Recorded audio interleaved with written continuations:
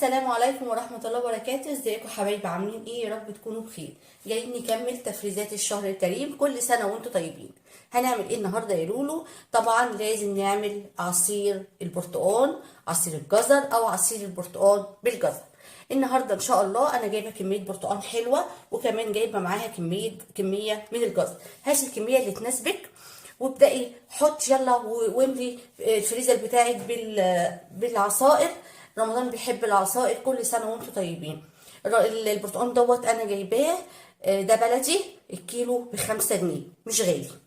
بصوا بقى، هنسمي الله. بسم الله الرحمن الرحيم. اول حاجه طريقتي في تفريز البرتقال او عصير البرتقال. اول حاجه انا بقشر البرتقال اهو، بقشره عادي جدا بالشكل ده. اهم حاجه في تقشير البرتقال ان انا اشيل القشره البيضاء. ليه يا لولو؟ عشان القشره البيضاء بتمرر العصير اهو. هنا قشرت البرتقال اهي، على قد ما قدرت شلت الايه، القشره البيضاء اهو. بصوا هقطعه كده بالشكل ده اهو، هقطعه حلقات دي بالشكل ده اهو. لو في بذره ولا حاجه هشيلها اهي. تمام اهو. دي كده طريقه، دي كده طريقه اهي،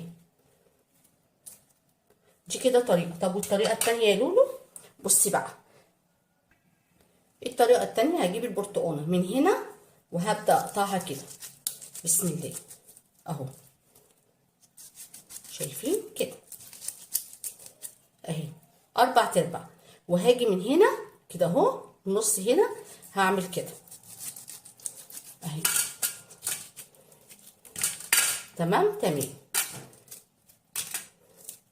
اهي. هاجي من هنا، بصوا اهي، اشيلها كده اهي. بعد كده اتفصلت اهي. واحده تانية عندك الطريقه اللي انتي تحبيها، الطريقه اللي انتي تشتغلي بيها وعجباكي. تمام اهو. اجي من هنا واشيل كده، الاسهل بالنسبه لك اشتغلي بيها اهو اهو. يبقى كده انا عملت برتقانه بالشكل ده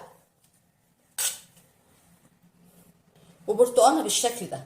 الطريقه اللي تعجبك تشتغلي بيها. انا هكمل كده كميه البرتقال كلها. تمام. طيب بصوا بقى، قبل ما ابدا اكمل الكميه مع نفسي هشوف الجزر. هشيل الحته دي كده بسم الله، والحته دي كده. انا مش هقشر، انا هكحك كده عشان ما هدرش الجزرايه كلها بالشكل ده.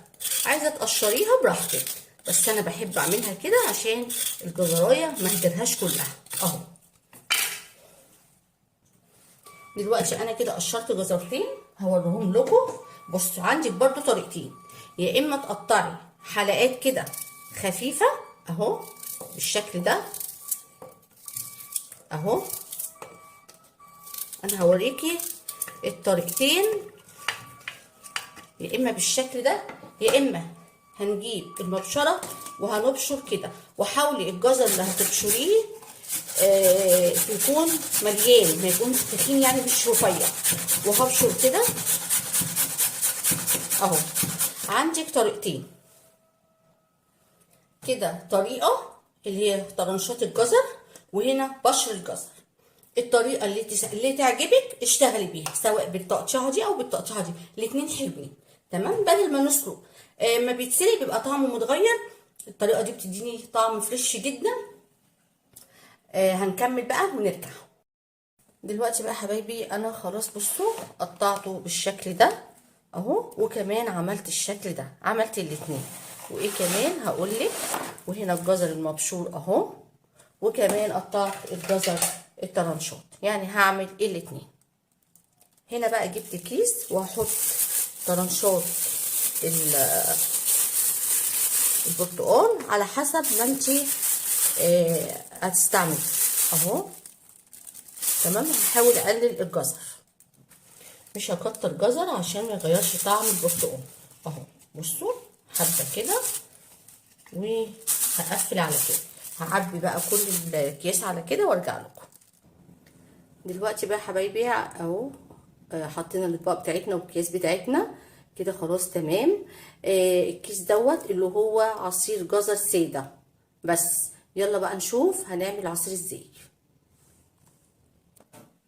هنا بقى حبايبي جبنا شفشق الخلاط، وهننزل بالبرتقال بالشكل ده، وهنزل كمان بالجزر اهو بالشكل ده برضو، وهنزل بقى بالسكر على حسب الرغبة اهو 1 2، هكتفي بس بمعلقتين، وهنزل بقى بالمية بتاعتنا اهو كده.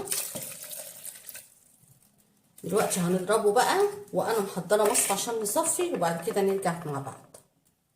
دلوقتي بقى هنصفيه اهو، بصوا في مصفى اهو، هصفيه كده بقى كويس بالشكل ده.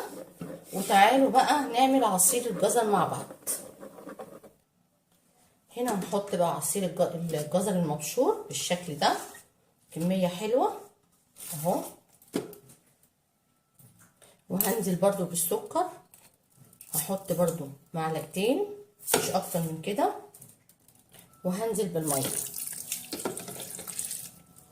ادي كوبايه وادي كوبايه الا ربع. هنضربهم بقى ونرجع.